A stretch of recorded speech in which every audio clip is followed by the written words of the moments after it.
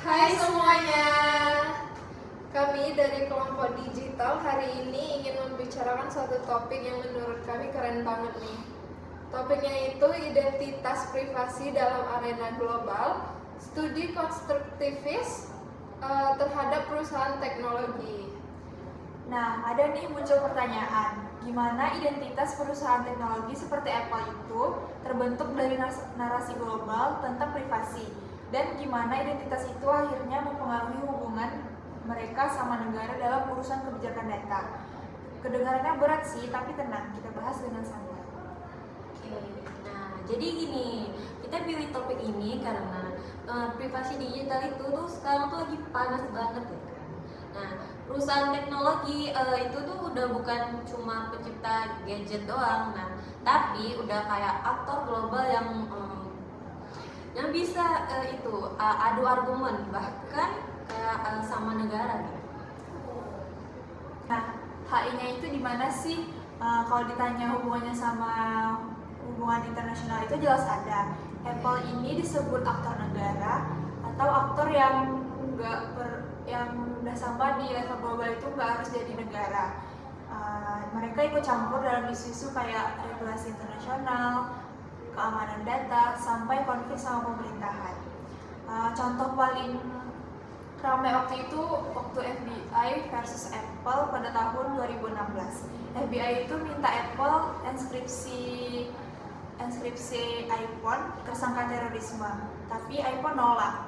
Bayangin, perusahaan nolak negara. Jadi itu udah bisa disebut hubungan internasional. Jadi emang apa ya, bisa dibilang Apple ini sudah membuat interaksi dengan negara. Jadi nah ada teorinya nih, teori konstruktivis. Konstruktivis itu bilang kan kalau identitas itu terbuat dari interaksi dan narasi sosial. Nah, jadi identitas Apple sebagai pembela privasi itu bukan bawaan dari lahir.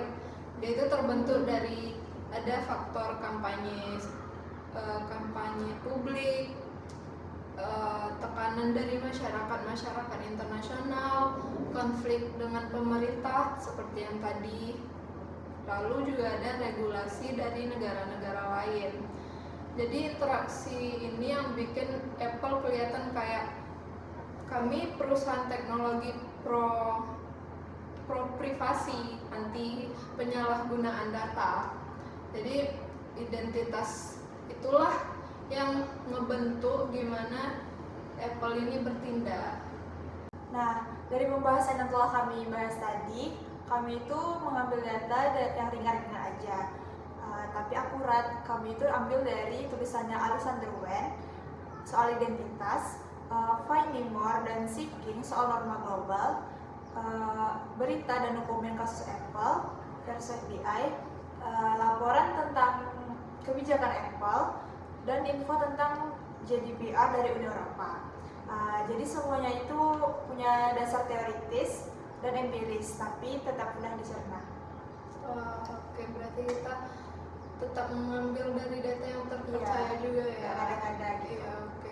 Mungkin kita masuk ke kesimpulannya kali ya. Jadi aku bakal ngejelasin kesimpulan dari pembahasan kami tadi yang udah kami jelasin tadi. Kesimpulannya itu kita bisa ambil identitas Apple sebagai perusahaan yang pro privasi itu terbentuk karena interaksi Apple dengan berbagai aktor seperti negara, publik, dan juga regulator. Jadi identitas itulah yang membentuk cara Apple bertindak terhadap interaksi dia lah ya. Jadi Apple itu bukan sekedar perusahaan yang ngejual produk lagi, bukan sekedar perusahaan yang ngejual iPhone, MacBook, bukan lagi, tapi Apple ini udah bisa